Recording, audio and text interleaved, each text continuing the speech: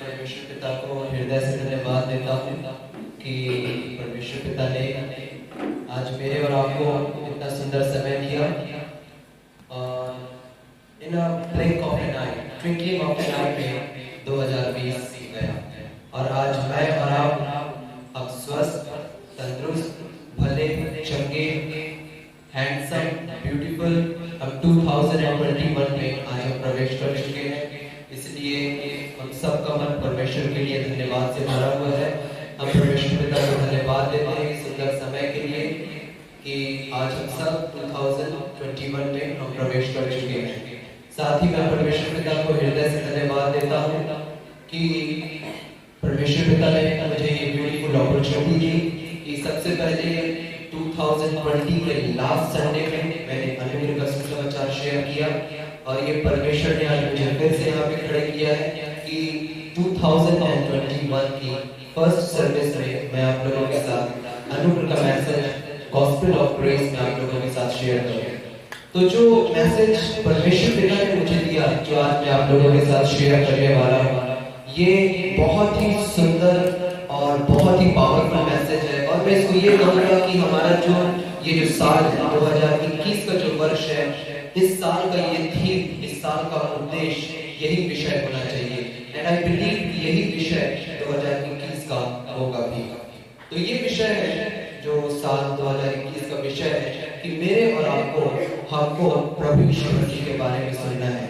हमको प्रभु यीशु मसीह के बारे में सुनना है। We need to hear Jesus only. हमको सिर्फ प्रभु यीशु मसीह के बारे में सुनने की आवश्यकता है। प्रभु यीशु मसीह ने बोला, जहाँ कहीं मेरे नाम से 2 या 4 इकट्ठे होते हैं, वहाँ मैं हूँ, वहाँ मैं उनके बीच में हूँ।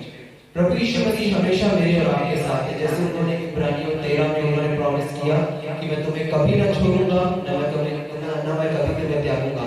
I will never leave you nor I will forsake you.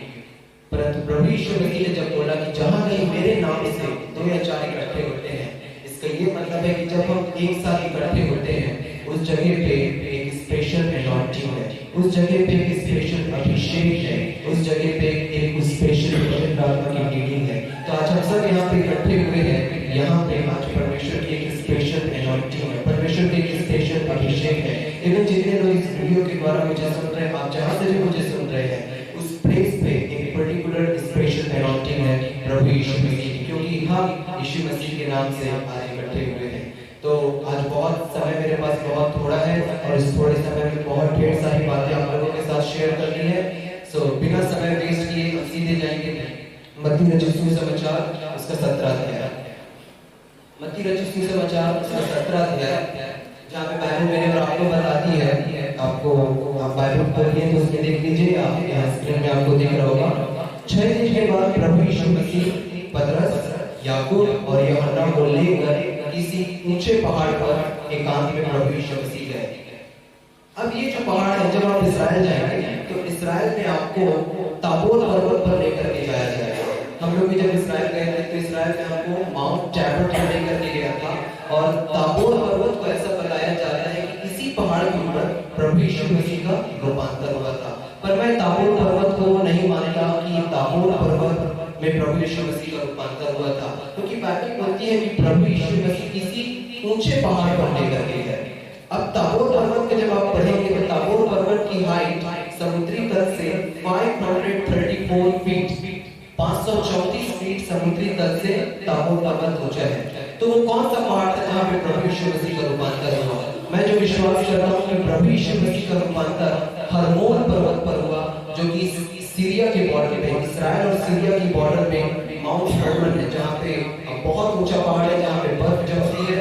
उस पहाड़ की हाइट है 10,000 फीट, 9,940 फीट है। अप्रोक्सीमेटली हम 10,000 उसको मानते हैं। 10,000 फीट समुद्री तल से वो पहाड़ ऊंचा है और उस पहाड़ के ऊपर प्रभु यीशु मसीह का रूपांतर हुआ। तो जब प्रभु यीशु मसीह का वहां पे रूपांतर हुआ, प्रभु यीशु मसीह 3 चेलों को वहां लेकर के गए थे, पतरस, याकूब और यूहन्ना। इन 3 चेलों को प्रभु यीशु मसीह वहां पर लेकर के गए थे। तो उनमें से एक चेला जो था पतरस अपनी मृत्यु से पहले पतरस ने इन सारी इवेंट्स को, इन सारी चीजों को जो वहां पे घटित हुई, उसने अपनी दूसरी पत्री में, अपनी दूसरी एपिस्टल में पतरस ने रिकॉर्ड किया, जो कि पाया जाता है दूसरा पतरस उसका पहला अध्याय और उसका 16, 17, 18 में, जहां पे पतरस ने बोला कि जब हमने तुमको अपने प्रभु यीशु मसीह की सामर्थ और आगमन का समाचार दिया, सुसमाचार दिया, तो वह चतुराई से गढ़ी हुई बातों का अनुकरण नहीं था। मतलब हम अपने मन से या चतुराई से या किसी गलत बात से हमने तुम्हें नहीं बोला, पर हमने आप उसके प्रताप को देखा था। पर पतरस ने कहा, we were the eyewitnesses of that glory, क्योंकि जब परमेश्वर के पास से प्रभु यीशु मसीह ने वो महिमा और आदर पाई, और उस पहाड़ से जब जहाँ पे प्रभु यीशु मसीह का ट्रांसफिगरेशन हुआ, उस महिमा से ये आवाज आई कि यह मेरा प्रिय पुत्र है, इससे मैं अत्यंत प्रसन्न हूँ। तब हम उसी पवित्र पहाड़ पर थे। तो पतरस ने इस चीज को रिकॉर्ड किया अपनी मृत्यु से पहले। तो पतरस एक ऐसा डिसाइपल था प्रभु यीशु मसीह का जो क्विक टू स्पीक था। कोई भी डिसाइपल को पूरे गॉस्पेल में देखिए, सिर्फ पतरस ही एक ऐसा चेहरा है जिसको कुछ भी हो पतरस को बोलना जरूरी है। कहीं कुछ भी प्रभु यीशु मसीह ने पूछा हो, पतरस को बोलना जरूरी है, चाहे वो कुछ भी इवेंट क्यों ना हो। तो इसके पहले ये मत्ती 17 अध्याय है, मत्ती 16 अध्याय को जब हम देखते हैं तो कैसरिया फिलिप्पी में प्रभु यीशु मसीह अपने चेलों से पूछते हैं कि लोग मनुष्य के पुत्र को क्या कहते हैं। तो बहुत से लोगों ने बोला कि कोई तुझे यूहन्ना बपतिस्मा देने वाला बोलता है, कोई बोला कि कोई यर्मिया बोलते हैं, कोई एलिया बोलते हैं। प्रभु यीशु मसीह ने बोला, तुम मुझे क्या बोलते हो? तब पतरस ने बोला कि तू जीते परमेश्वर का पुत्र मसीह है।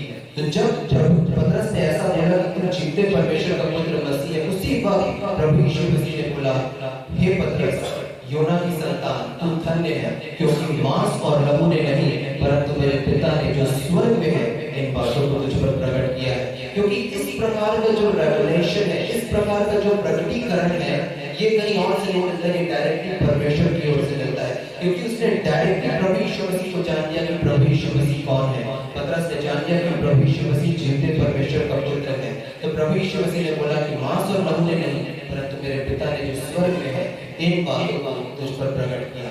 बाइबल बोलती जब प्रभु यीशु मसीह पहाड़ पर गए तो प्रभु यीशु मसीह का चेहरा सूर्य के समान चमका, और उनका जो वस्त्र था वो बहुत ही ब्राइट, बहुत ही तेज चमकने लगा। वहां पे जो इंग्लिश वर्ड आया है, वो उनका जो रेडिएंट था वो रेडिएंट हो गया, बहुत ब्राइट प्रभु यीशु मसीह का ड्रेस हो गया। और बाइबल ये भी बोलती है कि कोई थोड़ी उतना श्वेत उस वस्त्र को नहीं धो सकता, ना उतना साफ सफाई करके कोई वस्त्र को उतना श्वेत कर सकता जितना प्रभु यीशु मसीह का उस पवित्र पहाड़ पर माउंट हर्मन में ट्रांसफिगरेशन के समय प्रभु यीशु मसीह का वस्त्र हो गया था। तो प्रभु यीशु मसीह का चेहरा सूर्य के समान चमका, और वहां पे दो इलस्ट्रेटिव फिगर्स वहां पे अपीयर हुए। शो देम वर्स 3, मत्ती 17 और उसका तीसरा पद, जहां पे बाइबल बोलती है और मूसा और एलिया वहां पे दिखाई दिए। अब ये जो दो व्यक्ति हैं, मूसा और एलिया, अकॉर्डिंग टू ज्यूइश यहूदी विश्वास के अनुसार मूसा और एलिया ये दोनों बहुत बड़े यहूदी विश्वास के अनुसार, या they are the greatest personas in the eyes of Jews। यहूदियों की आंखों में, यहूदियों के लिए मूसा और एलिया हीरो है। ना मूसा से कोई बड़ा है, ना एलिया से कोई बड़ा है। तो मूसा कौन था? मूसा व्यवस्था का देने वाला था। यूहन्ना 1:17, व्यवस्था तो मूसा के द्वारा दिया गया, the law was given by Moses but grace and truth came by Lord Jesus Christ। तो मूसा व्यवस्था का देने वाला था, एलिया भविष्यवक्ताओं में महान था। एलिया को कहा जाता है लॉ रेस्टोरर, लॉ को सुधारने वाला, लॉ को करेक्ट करने वाला। स्पेशली जब मूसा के एक पर्टिकुलर समय था, मूसा ने अपने समय में व्यवस्था को दिया और मूसा की फिर मृत्यु हो गई। फिर एलिया का जब समय आया तो उस समय में जो इस्राएली थे वो अन्य देवी देवताओं के पीछे भटक गए, स्पेशली बाल के पीछे। तो एलिया ने व्यवस्था को रीस्टोर किया, एलिया ने व्यवस्था को वापस लाया। तो एलिया को कहा जाता है लॉ रेस्टोरर। तो एक है व्यवस्था का देने वाला मूसा, दूसरा है लॉ रेस्टोरर, व्यवस्था को सुधारने वाला। दो इलस्ट्रेटिव फिगर्स अपीयर हुए और दोनों यहूदी विश्वास के अनुसार दोनों बहुत हीरो हैं, बहुत महान हैं, बहुत बड़े हैं। कोई मूसा से बड़ा नहीं, कोई एलिया से बड़ा नहीं। तो जब ये दो इलस्ट्रेटिव फिगर्स वहां पे अपीयर हुए तो इनका एक विशेष उद्देश्य है, इनका एक विशेष पर्पस है। और वो विशेष पर्पस ये है कि जब प्रभु यीशु मसीह वापस आएंगे, जब प्रभु यीशु मसीह का रैप्चर होगा, तब दो प्रकार के विश्वासी होंगे। मूसा और एलिया ये दो प्रकार के विश्वासियों को रिप्रेजेंट करते हैं। आप सबको पता होगा मूसा जब 120 वर्ष का था तो मूसा की मृत्यु हुई। मूसा की एक चीज मैं और बोलूंगा कि जब मूसा 120 वर्ष का था, बाइबल बोलती है उसका जो उसकी आईज जो थी, उसकी आंख जो थी वो धुंधली ना हुई, और उसका जो नेचुरल फिगर जो था, उसका जो पौरुष था वो नहीं घटा। क्यों नहीं घटा? इसका जवाब मिलता है इब्रानियों 11 के 27 में कि वह उस अनदेखे को मानो देखता हुआ दृढ़ रहा। मतलब प्रभु यीशु मसीह को मूसा देखता हुआ दृढ़ रहा, प्रभु यीशु मसीह को देखता हुआ मजबूत रहा। इसलिए 120 वर्ष की एज में भी, 120 वर्ष की उम्र में भी उसका ना पौरुष घटा ना उसकी आंखें टेक। तो मूसा जो था, आप सबको पता है कि 120 वर्ष की उम्र में मूसा की मृत्यु हो गई थी, और स्वयं परमेश्वर ने माउंट नीबो में मूसा को मिट्टी दी। आप सबको पता है कि मूसा 120 वर्ष की उम्र में मर गया था। परंतु यहाँ पे हम देखते हैं कि हरमोन पर्वत पर जहाँ पे प्रभु यीशु मसीह का ट्रांसफिगरेशन हुआ, मूसा जीवित है, और जीवित ही नहीं तो प्रभु यीशु मसीह से बातें करते हुए दिखाई दिया। तो मूसा उन हर एक विश्वासियों को रिप्रेजेंट करता है जो प्रभु यीशु मसीह में सो गए, जो प्रभु यीशु मसीह में मर गए। क्योंकि मैं मरने शब्द का उपयोग नहीं करूंगा, क्योंकि मरने शब्द उसके लिए उपयोग किया जाता है जिनके लिए आशा नहीं है। हमारी बाइबल में मरने के शब्द आए फॉलन अस्लीप, सो गए। तो हमारे जितने जो रिलेटिव्स हैं और जो फेलो बिलीवर्स हैं जो प्रभु में सो गए, तो जब प्रभु यीशु मसीह आएंगे, मैं एक चीज मैं आपको क्लियर कर दूं, मैं हमेशा इसे क्लियर करता हूं कि रैप्चर और सेकंड कमिंग ऑफ जीसस ये दोनों बहुत डिफरेंट है, ये दोनों बहुत अलग अलग चीजें हैं। रैप्चर का मतलब होता है जब प्रभु यीशु मसीह आएंगे और वो बादल पर ही रहेंगे, वो पृथ्वी पर पैर नहीं रखेंगे, वो बादल पर ही रहेंगे और अपनी दुल्हन को कॉल आउट करेंगे और हम सब प्रभु यीशु मसीह के पास बुला लिए जाएंगे। और जब हम उठा लिए जाएंगे, उसके बाद आएगा 7 साल के महासंकट का काल, जिसको ग्रेट ट्रिब्यूलेशन बोला जाता है। फिर प्रभु यीशु मसीह का द्वितीय आगमन जब होगा, सेकंड कमिंग ऑफ जीसस, तब मैं और आप जब हम रैप्चर में उठा लिए जाएंगे, तब हम वापस अपने प्रभु यीशु मसीह के साथ इस पृथ्वी पर आएंगे। तो जब रैप्चर हिट होगा, तो जितने प्रभु में सोए हैं वे सब के सब उसी वक्त जीवित हो जाएंगे, वो सब के सब पहले उठाए जाएंगे। तो ये पहले बिलीवर्स, ये पहले विश्वासी हैं जो मूसा रिप्रेजेंट करता है। अभी जो मैंने बोला, जो पतरस ने रिकॉर्ड किया है, दूसरा पतरस 1:16, जो मैंने बोला कि जब हमने तुमको अपने प्रभु यीशु मसीह के सामर्थ और आगमन का समाचार दिया, तो आगमन के लिए जो ग्रीक शब्द है, वो ग्रीक वर्ड है पैरोसिया। पैरोसिया का भी मतलब होता है सेकंड कमिंग ऑफ जीसस। तो पतरस भी उसी चीज को पॉइंट आउट कर रहा है कि जब प्रभु यीशु मसीह का सेकंड कमिंग होगा, तब वहां पे क्या होगा, एक्चुअली में वहां पे होगा क्या। सो ये जो 3 डिसाइपल्स थे, पतरस, याकूब और यूहन्ना, इन्होंने ग्लिम्स को पा गया, इन्होंने एक पिक्चर को पा गया कि जब परमेश्वर का राज इस पृथ्वी पर आएगा, तब उस समय का माहौल कैसा होगा, उस समय मैं और आप हम दिखेंगे कैसे। तो सबसे पहले यहाँ पे जो मूसा है वो हर एक उन विश्वासियों को रिप्रेजेंट करता है जो प्रभु में सो गए। एलिया, आप सब जानते हैं एलिया की मृत्यु कभी नहीं हुई। एलिया और एलीशा ये दोनों चल रहे थे, हल के ऊपर बात करता है, ये दोनों चल रहे थे। तो बाइबल बोलती है कि अग्निमय रथ ने, फायरिंग चैरियट ने दोनों को अलग किया और एलिया कमंडल में उठा लिया गया। एलिया की मृत्यु नहीं हुई थी। तो हम सब जितने जीवित हैं और बचे हुए हैं, हम सब जितने बिलीवर्स, हम सब की मृत्यु नहीं होगी। बाइबल इसे बोलती है कि प्रियो देखो, मैं तुमसे कहता हूँ कि हम सब नहीं सोएंगे वरन हम बदल जाएंगे। ये बाइबल में आती है। तो हम सब जो जीवित हैं, just in a twinkling of an eye, पहला कुरिन्थियों 15:52, in a twinkling of an eye, जब प्रभु यीशु मसीह आएंगे, जब रैप्चर हिट होगा, हम सब जितने जीवित हैं हम प्रभु यीशु मसीह के पास उठा लिए जाएंगे। मेरी आंखों को देखिए ध्यान से, just in a twinkling of an eye, इतने समय में हम सब के सब उठा लिए जाएंगे, हम सब बदल दिए जाएंगे। तो 2 बिलीवर्स, मूसा जो हर एक विश्वासियों को जो सो गए हैं उनको रिप्रेजेंट करता है, एलिया उन हर एक विश्वासियों को रिप्रेजेंट करता है जो जीवित हैं। और बाइबल बोलती है, पहला थिस्सलुनीकियों उसका 4वां अध्याय और इसके 16वें और 17वें पद में कि प्रभु आप स्वर्ग से उतरेगा, उस समय प्रधान दूत की ललकार होगी, तब जो प्रभु में मरे हैं और परमेश्वर की खुली फूंकी जाएगी, और जो प्रभु में मरे हैं वो पहले जीवित होंगे, तब हम जो जीवित और बचे होंगे हम एक साथ बादलों पर उठा लिए जाएंगे, और इस रीति से हम प्रभु से मिलने के बादलों पर, और इस रीति से हम सदा अपने प्रभु यीशु मसीह के साथ रहेंगे। ये हमारी धन्य आशा है। तो वहां पे दो इलस्ट्रेटिव फिगर्स अपीयर हुए जो कि यहूदी विश्वास के अनुसार बहुत बड़े, यहूदी विश्वास के अनुसार बहुत महान है। और ये दोनों इलस्ट्रेटिव फिगर्स जो है दो विश्वासियों को रिप्रेजेंट करते हैं प्रभु यीशु मसीह के आगमन के समय। तो यहाँ पे हमको देखने के लिए मिलता है कि जब पतरस, याकूब और यूहन्ना जब इन्होंने प्रभु यीशु मसीह के रूपांतर को देखा, प्रभु यीशु मसीह के ट्रांसफिगरेशन को देखा, जब प्रभु यीशु मसीह का जो ट्रांसफिगरेशन हुआ, उनका चेहरा सूर्य के समान चमका, तो पतरस ने बोला चौथे पद में कि प्रभु हमारा यहाँ रहना अच्छा है। क्यों पतरस ने बोला? क्योंकि उन्होंने ग्लिम्स को पा लिया, उन्होंने उस पिक्चर को पा लिया कि स्वर्ग का राज्य कैसे होगा। हमने अभी तक इस पिक्चर पढ़ी पाया, पर जब हम बाइबल को पढ़ते हैं तो हमको पता चलता है कि स्वर्ग का राज्य कैसे होगा। और बाइबल बोलती है फिलिपियों में, when Jesus Christ will come, our vile bodies will turn into his glorious body. हमारा ये जो नाश पाते हैं just thinking of an eye, प्रभु की महिमा में शरीर में बदल जाएगा। तो पतरस ने बोला प्रभु हमारा यहाँ रहना अच्छा है। क्यों अच्छा है? क्योंकि उन्होंने स्वर्ग की ग्लिम्स को वहां पे उन्होंने पा लिया था। और फिर पतरस ने बोला प्रभु यही कहे तो मैं यहाँ पे 3 मंडप बनाता हूँ, एक तेरे लिए, एक मूसा के लिए और एक एलिया के लिए। तो पतरस ने बोला प्रभु मैं तेरे लिए 3 मंडप बनाता हूँ। तो यहाँ पे मंडप के लिए जो ग्रीक वर्ड आया है, सॉरी हिब्रू वर्ड जो आया है वो हिब्रू वर्ड है सुक्कोत। और यहाँ पे जो इंग्लिश शब्द आया है, इंग्लिश शब्द है टैबरनेकल।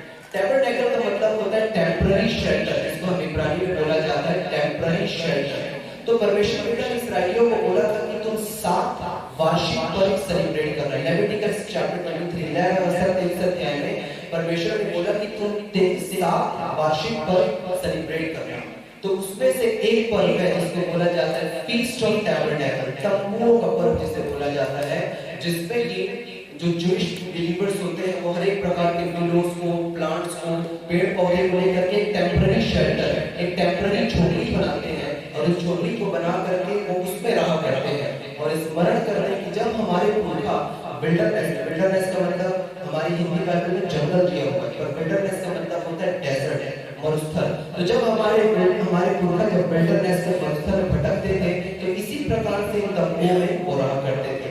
तो परमेश्वर ने बोला कि तुम अपने 7वें महीने के 15वें दिन को तंबुओं का पर्व मनाना।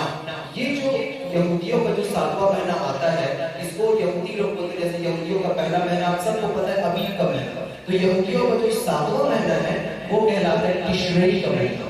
और इस तिश्रेई के महीने में यहूदी लोग 2 बहुत महत्वपूर्ण पर्वों को ऑब्जर्व करते थे। तिश्रेई महीने के 10वें दिन को वो ऑब्जर्व करते थे प्रायश्चित का दिन, जिसको इंग्लिश में बोला जाता है डे ऑफ एटोनमेंट और इब्रानी में बोला जाता है यौम किप्पुर, जिसमें महायाजक वर्ष में एक बार पवित्रों के पवित्र स्थान में जाकर के जो वाचन का सलूट होता था उसको इंग्लिश हिंदी में जो शब्द आया, इसीलिए हिंदी में बहुत से शब्द करेक्ट नहीं है, तो हिंदी में शब्द आया प्रायश्चित का शब्द और इंग्लिश में बहुत ही ब्यूटीफुल शब्द है मर्सी सीट, दया का सिंहासन, और इब्रानी में उसे बोला जाता है किप्पोरत। किप्पोरत के ऊपर वो मेमने के लहू को छिड़क करके पापों की क्षमा के लिए वो पापों को कवर अप करते थे। तो ये प्रोसीजर हर साल होता था। हर साल महायाजक यौम किप्पुर के दिन प्रायश्चित के दिन जाकर के पापों को कवर अप करते थे, क्योंकि बाइबल पढ़ी इब्रानियों 10वें अध्याय में कि बुल और गोट्स, बैल और बकरी का लहू पापों को कवर अप करता है। पाप अभी भी यहाँ है परंतु वो कवर अप हो चुका है, परंतु यीशु का लहू पापों को कवर अप नहीं किया, पापों को कंप्लीटली यीशु का लहू रिमूव कर दिया। तो 10वां दिन था, यौम किप्पुर को ऑब्जर्व करते थे। 15वें दिन में यहूदी जो है वो ऑब्जर्व करते थे फीस्ट ऑफ टैबरनेकल, तंबुओं का पर्व, जो कि बहुत ही जॉयस, बहुत ही सेलिब्रेटरी, बहुत ही खुशी और बहुत ही आनंद का पर्व होता है। तो ये जो यहूदियों का 7वां महीना है, ये हमारे ग्रेगोरियन कैलेंडर में सितंबर और अक्टूबर के महीने में आता है। तो जब मैं इस्राएल गया हुआ था तब ये प्रभु का ग्रेस था, ये प्रभु की ऐसी आशीष थी कि मैंने इस फीस्ट को अपनी आंखों से मैंने देखा। और 13 अक्टूबर को जब मैं इस्राएल में था तब वहां इस्राएल में फीस्ट ऑफ टैबरनेकल ऑब्जर्व हुआ था। और उस वक्त मैं आपको एक छोटी सी क्लिप दिखाऊंगा, यहाँ पे आप देखेंगे कि वहां पे किस प्रकार से फीस्ट ऑफ टैबरनेकल सेलिब्रेट किया जाता है। क्योंकि जब मैं हेब्रोन में था उस वक्त मैंने इसको रिकॉर्ड किया था। Show them the video.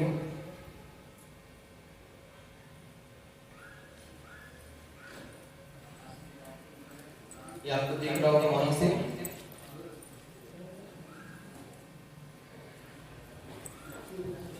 ये खजूर की डालियों को लेकर के व्यक्ति वो है वो जा रहा था।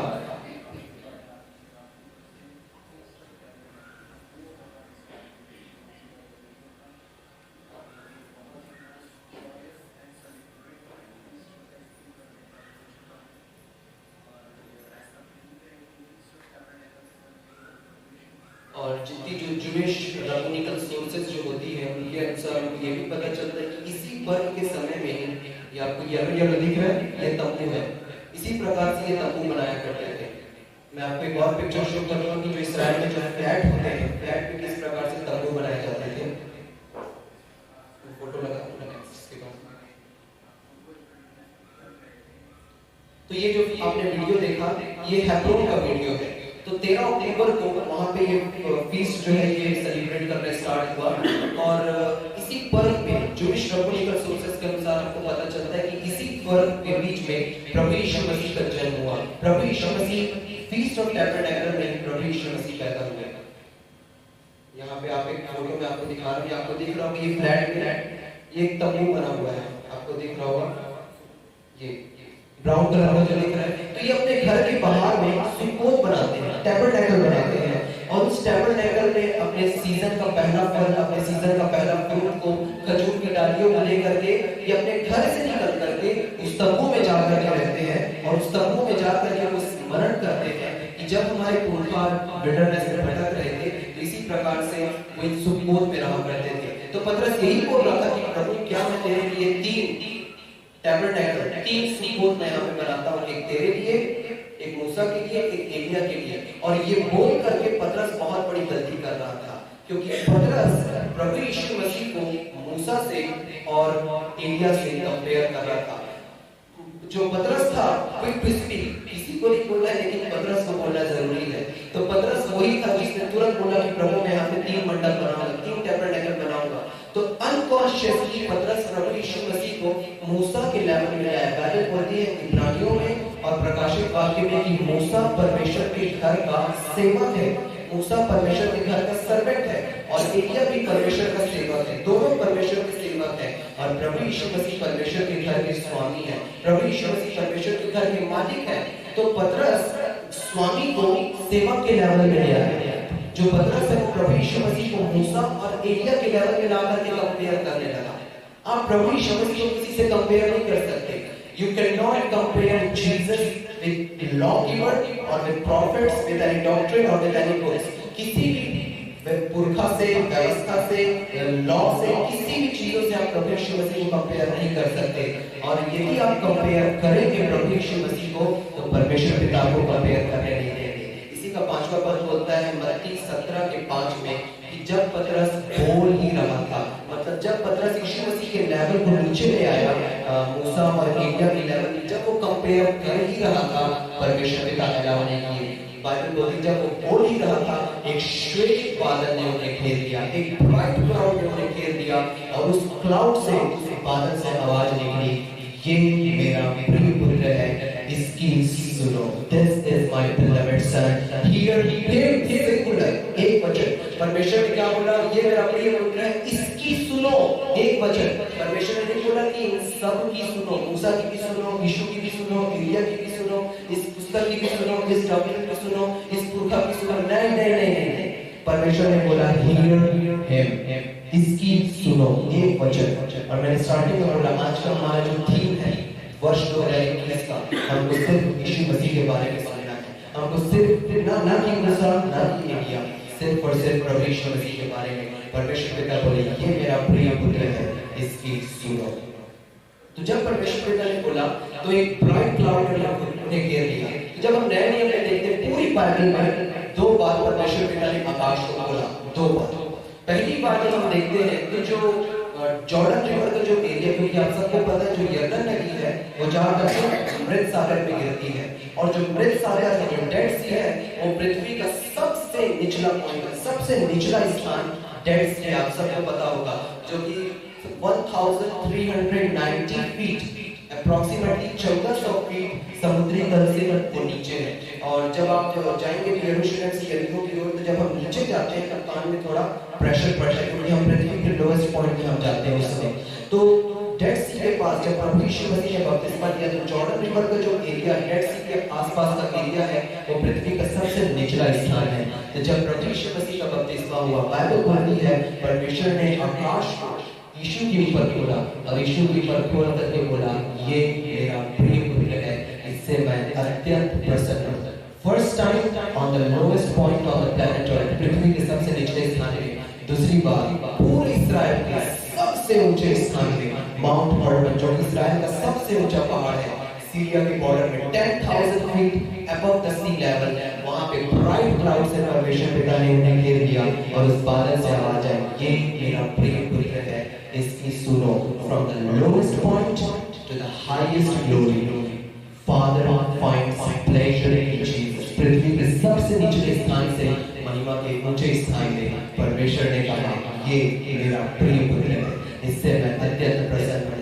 और बाइबल बोलती है, अभी लास्ट संडे जो था 2020 का, उसमें मैंने आप सबको बोला, आप सबको याद होगा इफिसियों 1:6, हम अत्यधिक अनुग्रहित हैं, हम हाईली फेवर्ड हैं उस प्रिय पुत्र। देखिए परमेश्वर पिता ने यीशु मसीह में नहीं लिखा, परमेश्वर ने ये भी लिखा कि तुम अत्यधिक अनुग्रहित हो मेरे इकलौते पुत्र में। परमेश्वर ने बोला तुम अत्यधिक अनुग्रहित हो उस प्रिय में, क्योंकि ये जो शब्द है प्रिय, ये परमेश्वर पिता का शब्द है। और परमेश्वर पिता ने बोला from the lowest point to the highest glory, ये मेरा प्रिय पुत्र है, और उसी प्रिय पुत्र में आज मैं और हम अत्यधिक अनुग्रहित हैं। तो बाइबल मेरे आपको बताती है कि एक ब्राइट क्लाउड ने उन्हें घेर लिया, एक श्वेत बादल ने उन्हें घेर लिया। जब हम देखते हैं कि जब व्यवस्था दिया गया, आप सबको पता है व्यवस्था सीनै पहाड़ पर जब व्यवस्था दी गई तो वहां पे काला बादल पूरा था, पूरा डार्क क्लाउड वहां पे घिरा हुआ था। परंतु जब परमेश्वर पिता ने, जब परमेश्वर की धार्मिकता जब प्रकट हुई, जो कि प्रभु यीशु मसीह है, तो उस पहाड़ पर व्हाइट क्लाउड था। एक बादल दंड देने के लिए, एक बादल पर न्याय करने के लिए, एक बादल नाश करने के लिए, एक बादल परमेश्वर की महिमा को प्रकट करने के लिए, एक बादल परमेश्वर के प्रेम को प्रकट करने के लिए, एक बादल परमेश्वर की धार्मिकता को प्रकट करने के लिए। तो ये जो पद है कि परमेश्वर ने जब बोला ये मेरा प्रिय पुत्र है, इसकी सुनो, तो चेले बहुत डर गए और डर के मारे में मर के बल गिर गए। और इस पद का एक बहुत ही सुंदर काउंटर पार्ट, या हिंदी में बोला जाए तो बहुत ही सुंदर समकक्ष हमको रोमियो में मिलता है। तो मैं जल्दी से इसको आपको शो करूंगा। रोमियो उसका 3रा अध्याय और उसका 20 और 21 पर, जहाँ पे बाइबल बोलती है क्योंकि व्यवस्था के कामों से कोई भी प्राणी, व्यवस्था के कामों से, by the works of the law, works of the law क्या है कि मैं और आप करते हैं, जीवन को सुधारना, चाल चलन को सुधारना, अच्छे काम करना, बुराई छोड़ना, ये कहलाता है वर्क्स ऑफ द लॉ। तो बाइबल बोलती है व्यवस्था के कामों से कोई भी प्राणी परमेश्वर के सामने धर्मी नहीं ठहर सकता, क्योंकि व्यवस्था के कामों से पाप की पहचान होती है। फिर उसी में बाइबल आगे बोलती है उसके 21वें पद में, परंतु अब व्यवस्था से अलग होकर या व्यवस्था से हटकर परमेश्वर की और धार्मिकता प्रकट होती है, जिसकी गवाही व्यवस्था और भविष्यवक्ता देते हैं। व्यवस्था कौन था? मूसा। मूसा व्यवस्था का देने वाला था। एलिया कौन था?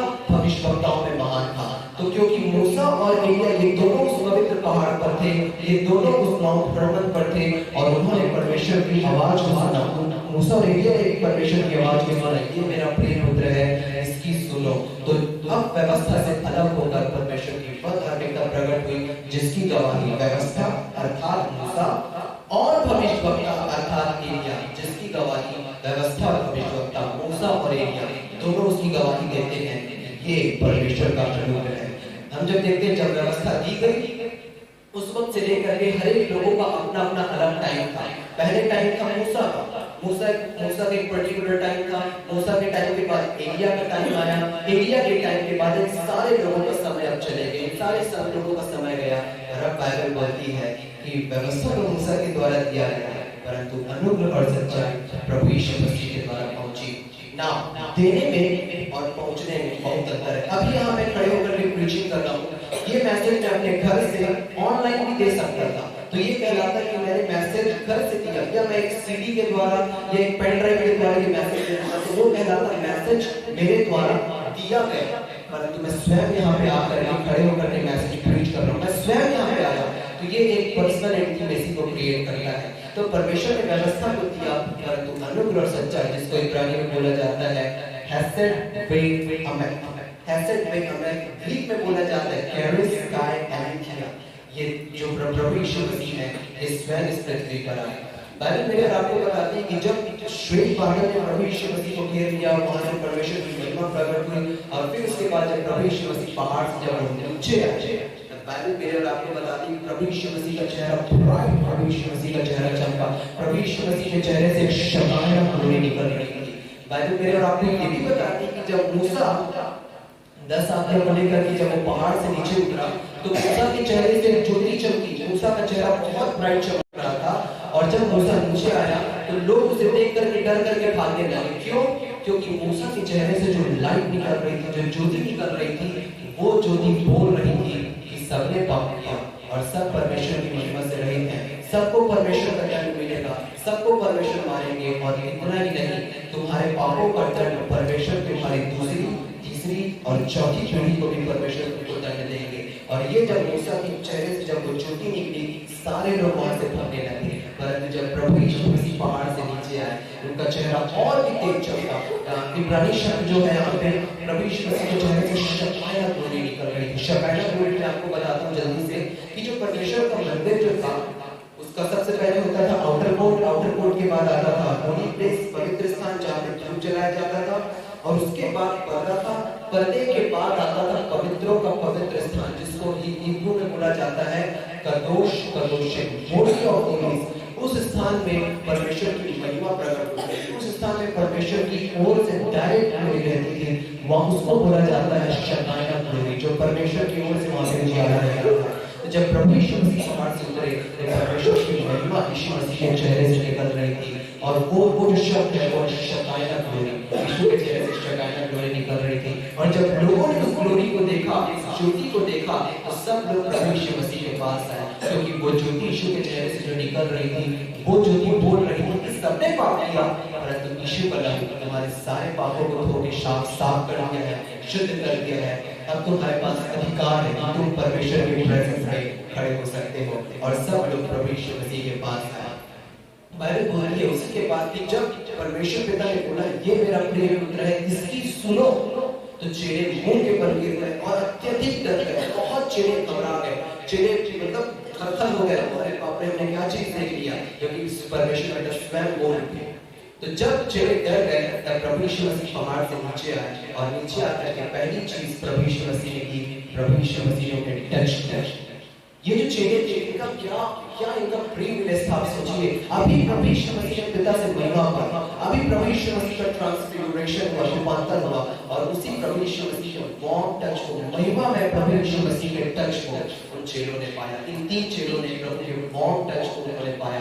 तो प्रभु यीशु मसीह 3 चेलों को लेकर के गए थे विशेष पर्पस के साथ। बाइबल में ऐसा कोई भी इंफॉर्मेशन नहीं है जो इनसिग्निफिकेंट हो, हर एक चीजों का स्पेशल सिग्निफिकेंस है। 3 चेले प्रभु यीशु मसीह लेकर के गए थे, पतरस, याकूब, यूहन्ना, और तीनों का स्पेशल सिग्निफिकेंस है, और वो सिग्निफिकेंस ये है कि पतरस जो है, पतरस के नाम का इब्रानी में मतलब होता है पेट्रोस, और अरबिक में बोला जाता है कैफा। पेट्रोस कैफा दोनों का मतलब होता है पत्थर, और आप सबको पता होगा जो व्यवस्था है वो पत्थर की पटिया पर लिखी गई थी। याकूब के नाम का मतलब होता है इब्रानी में याकूब, याकूब का मतलब होता है टू ट्रांसप्लांट और टू सबप्लांट, चेंज करना या बदल देना। और यूहन्ना जिसको इब्रानी में बोला जाता है यूहन्ना, यूहन्ना जिसका मतलब होता है अनुग्रह, ग्रेस, गॉड इज ग्रेशियस। 3 चेले पतरस, याकूब, यूहन्ना, व्यवस्था बदल दिया गया अनुग्रह से। 3 चेलों को लेकर के गए थे प्रभु यीशु मसीह पहाड़ पर विद द स्पेशल सिग्निफिकेंस, विशेष उद्देश्य के साथ कि व्यवस्था अनुग्रह के द्वारा बदल दिया गया। अब व्यवस्था का समय नहीं, परंतु अब परमेश्वर के अनुग्रह का समय है। तो जब प्रभु यीशु मसीह नीचे आए तो चेले डर रहे थे, तो चेले कांप रहे थे। प्रभु ने उन्हें छुआ और प्रभु ने उन्हें बोला उठो, डरो मत। पहली चीज पर प्रभु यीशु मसीह ने बोली उठो, डरो मत। ना ये जो पद है प्रभु यीशु मसीह ने बोला उठो, डरो मत। तो जब हम ग्रीक टेक्स्ट में इस पद को देखते हैं तो ओरिजिनल ग्रीक में यहाँ पे जो वॉइस उपयोग किया गया है वो पैसिव वॉइस है, पैसिव टेंस यहाँ पे यूज किया गया है। एक्टिव टेंस का क्या मतलब होता है? एक्टिव टेंस का मतलब होता है कि मैं किसी चीज को कर रहा हूँ, आई एम डूइंग समथिंग।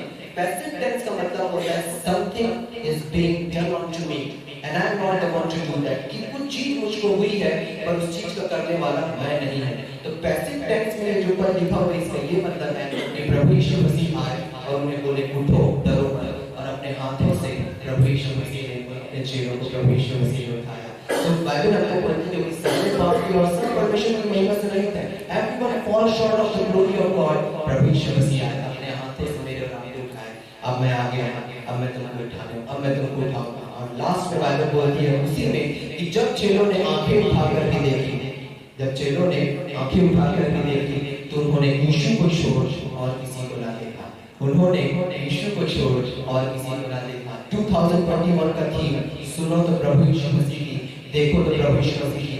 उन्होंने ना एलिया को देखा, ना उन्होंने मूसा को देखा, उन्होंने देखा तो प्रभु यीशु मसीह को देखा। उन्होंने देखा कि परमेश्वर के प्रिय पुत्र को देखा। जैसे मैंने स्टार्टिंग में बोला, मैंने इसलिए मूसा का आप लोगों को बताया कि मूसा के जो स्ट्रेंथ था, उसकी जो जवानी का, उसके युद्ध का जो रीजन था वो क्या था?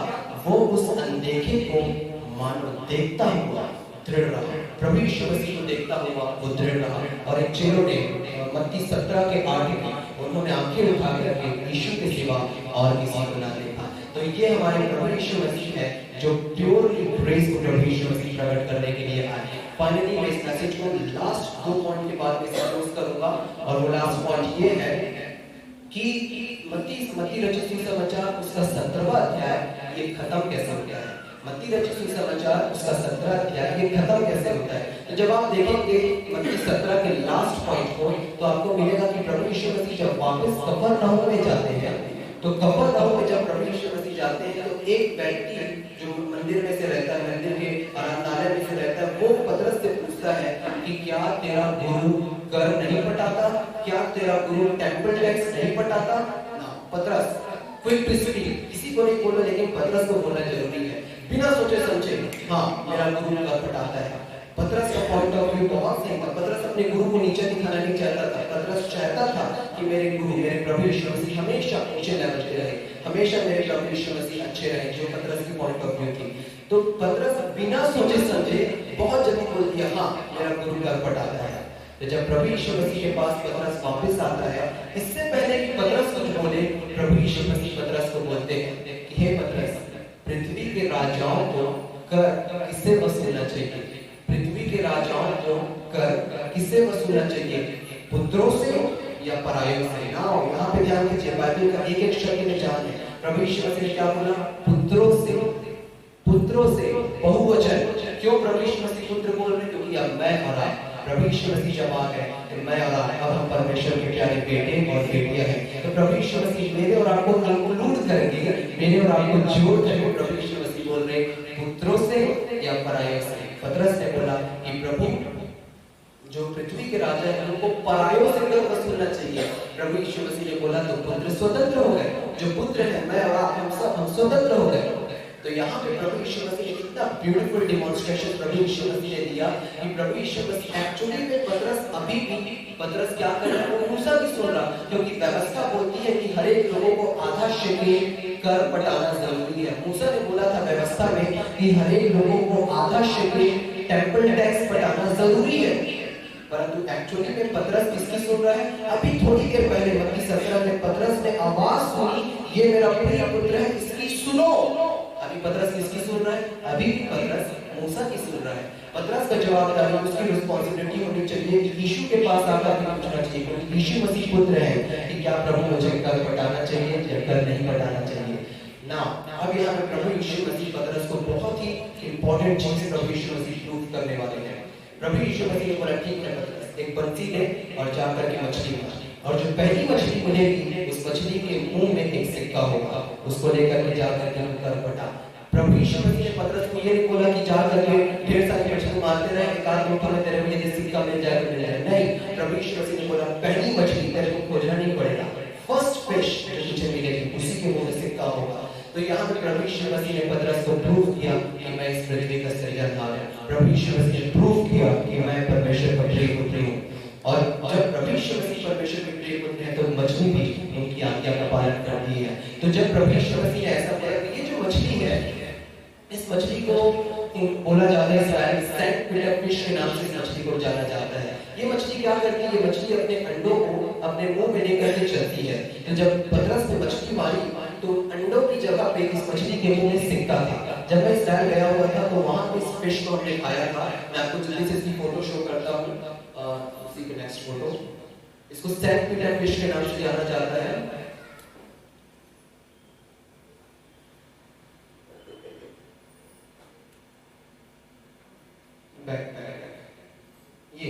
ये आपको दिख रही है फिश, ये है सेंट पीटर फिश। ये मछली क्या करती है, अपने अंडों को अपने मुंह में लेकर के चलती है। परंतु जब पतरस ने इस फिश को पकड़ा, इस मछली को पकड़ा, तो इस मछली के मुंह में सिक्का था। और प्रभु यीशु मसीह ने पतरस को अभी प्रभु यीशु मसीह ने पतरस को प्रूव किया कि मैं परमेश्वर का पुत्र हूँ। और तुरंत प्रभु यीशु मसीह ने अपने आप को नम्र और लीन कर लिया। और प्रभु ने बोला, इसे लेकर के जा और अपने बदले और मेरे बदले, दोनों के बदले में तू कर को पढ़ा, दोनों के बदले में तू टैक्स को पढ़ा ना। ये तो है मत्ती रचित सुसमाचार। अब हम देखते हैं लूका रचित सुसमाचार में, जहाँ प्रभु यीशु मसीह का रूपांतर हुआ। तो लूका रचित सुसमाचार के 9वें अध्याय में जब हम देखते हैं, तो वहां हमको पता चलता है कि प्रभु यीशु मसीह याकूब और यूहन्ना के साथ, ये दोनों भी इस पवित्र पहाड़ पर प्रभु यीशु मसीह के साथ थे। याकूब और यूहन्ना भी प्रभु यीशु मसीह के साथ रहते हैं। और प्रभु यीशु मसीह जब सामरिया में जाते हैं, सामरिया के गांव में, तो वहां के लोग प्रभु यीशु मसीह का इनकार कर देते हैं। वो प्रभु यीशु मसीह को गांव में घुसने नहीं देते। तब पतरस और यूहन्ना और याकूब, ये दोनों क्या बोलते हैं, हे प्रभु, अभी बोल कि हम आकाश से आग गिरा करके सारे लोगों को नाश कर दे, जैसे कि एलिया ने कर्मेल पर्वत पर आग गिरा करके, आकाश से आग गिरा करके सारे लोगों को नाश कर दिया था। अभी थोड़े दिन पहले परमेश्वर पिता बोलते थे, ये मेरा प्रिय पुत्र है, इसकी सुनो।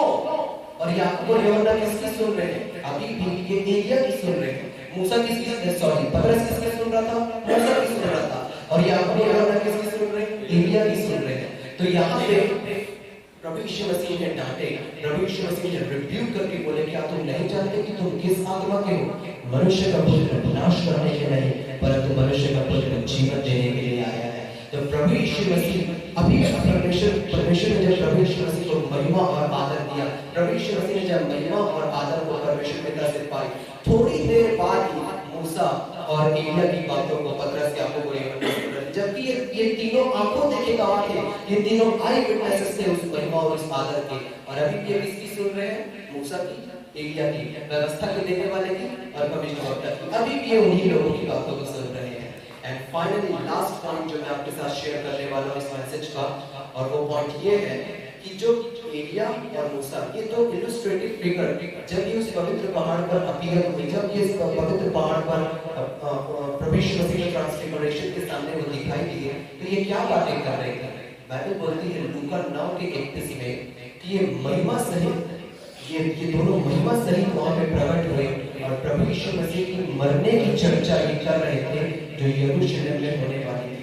प्रभु यीशु मसीह की मरने की चर्चा ये कर रहे थे जो यरूशलेम में होने वाली थी। मरने के लिए यहाँ पे जो शब्द आया है वो शब्द है डिपार्चर, निकल जाना। और यहाँ पे यदि आप अपनी बाइबल रखें तो हिंदी बाइबल में देखिएगा मरने में स्टार बना है और फुटनोट में आपको मिलेगा विदा होने की बात कर रहे थे। तो अब आपको पता होगा कि मूसा जो है, मूसा की विदाई कैसे हुई, मूसा का डिपार्चर कैसे हुआ। बाइबल हमें बताती है कि मूसा 2 बार पत्थर को स्ट्रक किया, 2 बार पत्थर को मारा और परमेश्वर पिता ने बोला क्योंकि तूने मेरी आज्ञा का उल्लंघन किया है तू प्रॉमिस लैंड में नहीं प्रवेश कर पाएगा। मूसा फेल हो गया, मूसा फेल हो गया और फेलियर के साथ मूसा की विदाई हुई, फेलियर के साथ मूसा का डिपार्चर हुआ। और एलिया की विदाई कैसे हुई? आप सबको पता है एलिया की जो सबसे बड़ी गलती थी, वो सबसे बड़ी गलती ये थी कि एलिया इजेबेल को परमेश्वर से बड़ा समझने लगा। इजेबेल जो कि मनुष्य थी, मनुष्य जिसकी श्वास उसकी नथनों पर थी, आज है कल खत्म। उस एलिया भूल गया कि वो परमेश्वर जिसने कौओं के द्वारा मुझे मांस और रोटी खिलाई, वो परमेश्वर जिसने मैंने प्रार्थना किया तो वो आकाश से आग गिराया। एलिया भूल गया उस परमेश्वर को इजेबेल को देख करके और इस तरह से वो डरने लगा और एलिया निराश हो गया, डिस्करेज हो गया और वो डिसअपॉइंट हो गया। डिसअपॉइंट होकर के बोलने लगा कि हे प्रभु, हे यहोवा, मैं अकेला भविष्यवक्ता बचा हूं, अब तू मुझे भी मार दे, तू मुझे अपने पास बुला दे। परमेश्वर ने बोला एलिया तू नहीं जानता अभी भी 7000 भविष्यवक्ता बचे हैं जिन्होंने बाल के सामने सिर नहीं झुकाया और मैं उन्हें संभाल के बचा करके रखा हूं। तो एलिया की विदाई कैसे हुई? एलिया का डिपार्चर हुआ डिस्करेजमेंट के साथ, निराशा के साथ, डिसअपॉइंटमेंट के साथ इसका विदाई हुआ। तो ये दोनों चर्चा कर रहे थे प्रभु यीशु मसीह की विदा होने की बातों पर, प्रभु यीशु मसीह के डिपार्चर की बातों पर। मूसा कैसे डिपार्ट हुआ, कैसे विदा हुआ, फेलियर के साथ, और एलिया कैसे विदा हुआ, डिस्करेजमेंट के साथ। अब एक बहुत ही सुंदर भविष्यवाणी है प्रभु यीशु मसीह के लिए, लास्ट वर्स है, इसके बाद मैं क्लोज करूंगा। और ये बहुत ही ब्यूटीफुल भविष्यवाणी है प्रभु यीशु मसीह के लिए कि प्रभु यीशु मसीह जब आएंगे तो प्रभु यीशु मसीह क्या करेंगे। जल्दी से यशायाह उसका चैप्टर 42 और वर्स 4, यशायाह उसका 42 अध्याय और उसके 4 पद में, जहां पे बाइबल बोलती है वह ना तो थकेगा और ना तो हियाव छोड़ेगा जब तक वह न्याय को पृथ्वी पर स्थिर ना कर दे ना। तो यहाँ पे आप आपको देख रहे होंगे स्क्रीन में, तो स्क्रीन में आप ध्यान से देखिए कि सबसे पहली चीज वहां पे क्या लिखी है, ही विल नॉट फेल। जैसे कि मूसा फेल हो गया था, मूसा की विदाई फेलियर के साथ हुई। हिंदी में कहीं भी ट्रांसलेशन का बहुत डिफरेंस आ जाता है, अंतर आ जाता है, इसलिए मैं आपको इंग्लिश शो कर रहा हूँ। यहाँ पे इंग्लिश में स्पष्ट लिखा हुआ है ही विल और ही शैल नॉट फेल। जैसे मूसा फेल हो गया था, नॉर ही विल डिस्करेज। जैसे कि एलिया डिस्करेज हो गया था, एलिया जैसे निराश हो गया था, डिसअपॉइंट हो गया था, प्रभु यीशु मसीह ना तो वो फेल होंगे, प्रभु यीशु मसीह ना तो वो डिसअपॉइंट होंगे, ना तो वो थकेंगे जब तक वो न्याय को इस पृथ्वी पर स्थापित ना कर दे। ये हमारे प्रभु यीशु मसीह हैं। सारे लोगों का समय गया, सारी जनरेशन, बहुत ढेर सारी जनरेशन पास हो गई, सारा समय 2020 लेकिन अब ब्लिंक 2020 निकल गया। अब 2020 आज मेरे और आपके सामने आ गया है, और इस 2020 में मेरा और आपका आज का उद्देश्य, मेरा और आपका पॉइंट ये होना चाहिए कि इस 2020 में सुनो तो प्रभु यीशु मसीह की सुनो, देखो तो प्रभु यीशु मसीह की देखो, क्योंकि जितना आप यीशु के बारे में सुनोगे, और बाइबल बोलती है एक ये मेरे को बहुत ही ब्यूटीफुल लगता है, एज वी बिहोल्ड जीसस, जब हम प्रभु यीशु मसीह को देखते हैं, we transform from glory to glory, not by our effort, अपने एफर्ट्स के द्वारा नहीं, but by the Holy Spirit. जैसे हम प्रभु यीशु मसीह को देखते हैं, हम महिमा से महिमा में प्रभु यीशु मसीह के जैसे हम बदल जाते हैं पवित्र आत्मा के द्वारा से। सो परमेश्वर पिता इस मैसेज के द्वारा आप सबको आशीष दे, और मैं चाहूंगा परमेश्वर पिता ने मेरे और आपसे प्रेम बस नहीं किए, उन्होंने हमसे ऐसा प्रेम किया कि उन्होंने प्रभु यीशु मसीह को मेरे और आपके लिए दिया। मैं और आप, हम अंधेरे संसार में हम पड़े हुए थे, मेरे और आपके लिए कोई भी आशा नहीं थी, हम अंधेरे डार्क वर्ल्ड में पड़े हुए थे, परंतु कोई तो है जो हमारे इस अंधेरे संसार में आया, उसका नाम है प्रभु यीशु मसीह।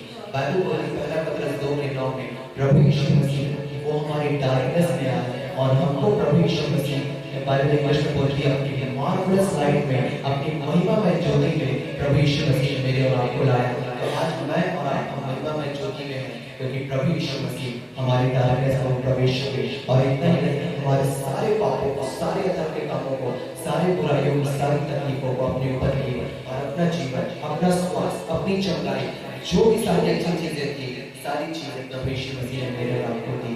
मैं चाहूंगा कि इस 2021 में हर एक लोग एक कमिटमेंट करें कि हम प्रभु यीशु मसीह को अपना जीवन देंगे।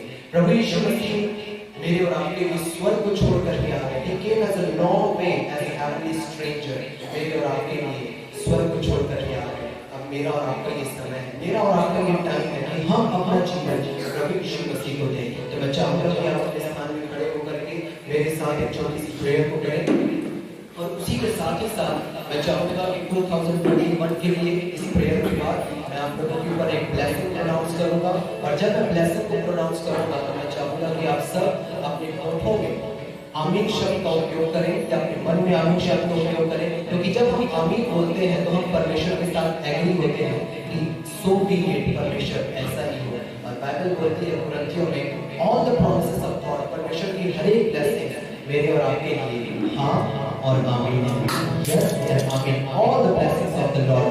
So all across this place, और इवन जितने लोग इस वीडियो के द्वारा सुन रहे हैं, मेरे पीछे एक छोटी सी प्रेयर को करें और प्रभु यीशु मसीह को अपने जीवन में as your Lord and as your saviour receive करिए। चलिए प्रेयर करें।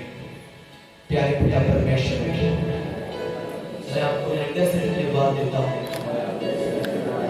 आपके प्रेम के लिए और आपके अनुग्रह के लिए। मैं तो अंधेरे में था, पाप में था, परंतु आपने प्रभु यीशु मसीह को भेजा जो मुझे अंधेरे से और मुझे पापों से बाहर निकाल दिया।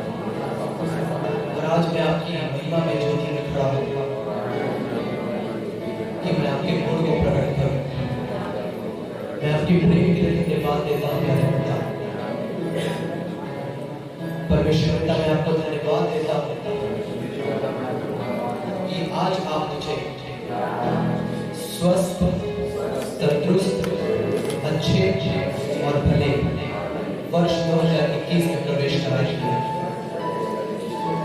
मैं वर्ष 2021 में अपना जीवन यीशु मसीह के हाथों में देता हूँ। ये साल मैं यीशु मसीह के हाथों में देता हूँ और आज मैं डिक्लेयर करता हूँ कि यीशु मसीह मेरे प्रभु, मेरे उद्धारकर्ता और मेरे राजा पूरे वर्ष 2021 में और पूरे युगायुग के लिए मेरे सदा के लिए धन्यवाद प्यार यीशु मसीह के नाम से मांगते हैं, आमीन। मैं चाहूंगा कि प्रेसिडेंट इंचार्ज आप स्वयं अपने हाथों को उठाएं, हर एक लोग अपने हाथों को उठाएं ऑल अक्रॉस दिस प्लेस। और जब मैं आप लोगों के ऊपर वर्ष 2021 के लिए ब्लेसिंग को और प्रोटेक्शन की ब्लेसिंग को जब मैं आप लोगों के ऊपर प्रोनाउंस करता हूँ, अपने होठों में उस ब्लेसिंग को आमीन करके रिसीव करिए, या तो मन में बोलिए या तो होठों में अटक करिए। और इस ब्लेसिंग को जो आज परमेश्वर पिता वर्ष 2021 में आपको देने वाले हैं, उस ब्लेसिंग को हाँ और आमीन से अपने जीवन में रिसीव करिए। अपनी आंखों को बंद करके हाथों को उठाइए और परमेश्वर की ब्लेसिंग को रिसीव करिए।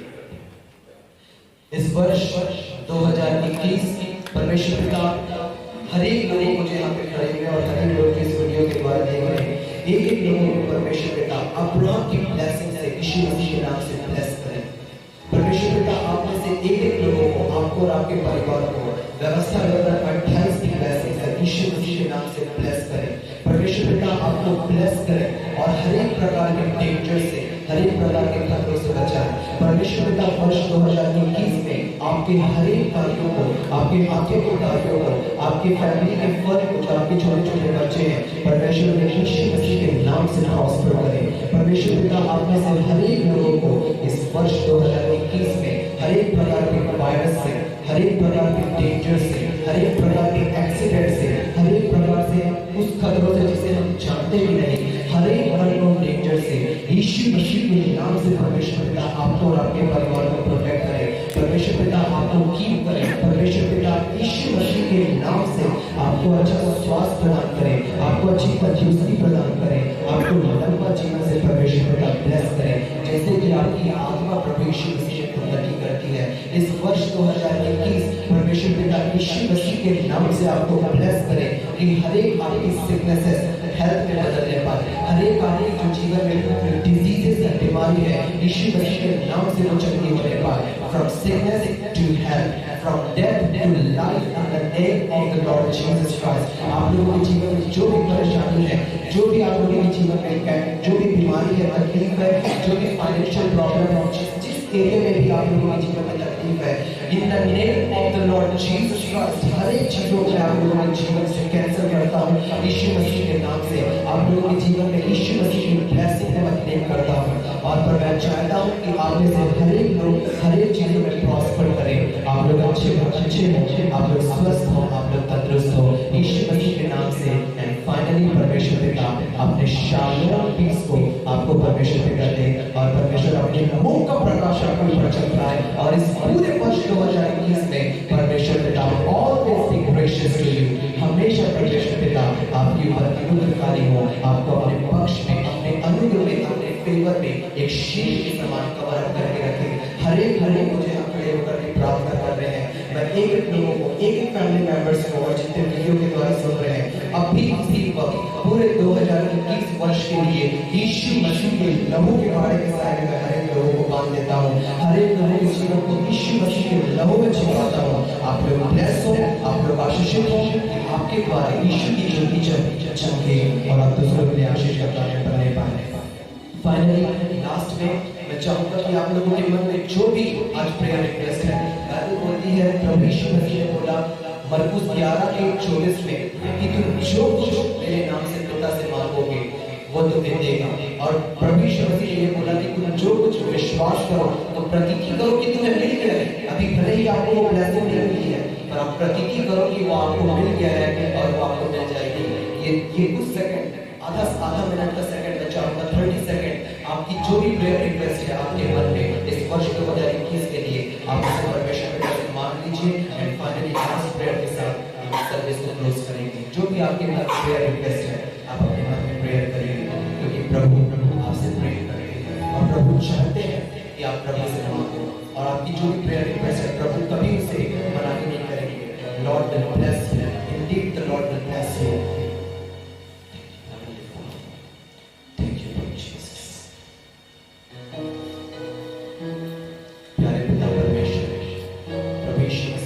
हृदय से धन्यवाद देते हैं प्यारे पिता कि अभी आपने हर एक लोगों के ऊपर टच किए हैं प्यारे पिता परमेश्वर। एक लोगों के जीवन में प्यारे पिता आपने अपनी ब्लेसिंग को देना है प्यारे पिता परमेश्वर। मैं प्रार्थना करता हूँ अभी इसी वक्त यीशु मसीह के नाम से हमारी इस कलीसिया के लिए, हमारी कलीसिया के प्रेस्बिटर इंचार्ज के लिए प्यारे पिता, हमारी कलीसिया के प्रेस्बिटर इंचार्ज के ऊपर यीशु मसीह के नाम से आपकी अनॉइंटिंग को मांगता हूँ प्यारे पिता। पवित्र आत्मा की अभिषेक उनके जीवन में मांगता हूँ प्यारे पिता कि आपकी भेड़ों को वो सही मार्ग में प्रभु यीशु मसीह में वो लीड करे। यहाँ एक लोगों के लिए प्यारे पिता मैं प्रार्थना करता हूँ जिन्होंने अपनी प्रेयर रिक्वेस्ट को आपके सामने रखा है प्यारे पिता। प्यारे पिता आशीष दीजिए प्रभु यीशु मसीह के नाम से भी जो भी उनकी प्रेयर रिक्वेस्ट है वर्ष 2021 में उसका मैनिफेस्टेशन यीशु मसीह के नाम से मिलने पाए प्यारे पिता परमेश्वर। और उनके जीवन से, उनके परिवार से प्रभु यीशु मसीह के नाम की महिमा, प्रभु यीशु मसीह का नाम ऊंचा हो प्यारे पिता परमेश्वर। एक लोगों को आपने ब्लेस किया है प्यारे पिता, अपनी ब्लेसिंग को अपने जीवन में दे रहा है प्यारे पिता परमेश्वर। धन्यवाद देता हूँ प्यारे पिता आपके अनुग्रह के लिए, आपकी ब्लेसिंग है। पवित्र आत्मा आपकी अनॉइंटिंग के लिए आपको हृदय से धन्यवाद देते हुए प्रार्थना आपके प्यारे बेटे हमारे उद्धारकर्ता मुक्तिदाता प्रभु यीशु मसीह के नाम से मांगते हैं, आमीन। थैंक यू जी। परमेश्वर पिता आप सबको आशीष दे। God bless you all. Shalom.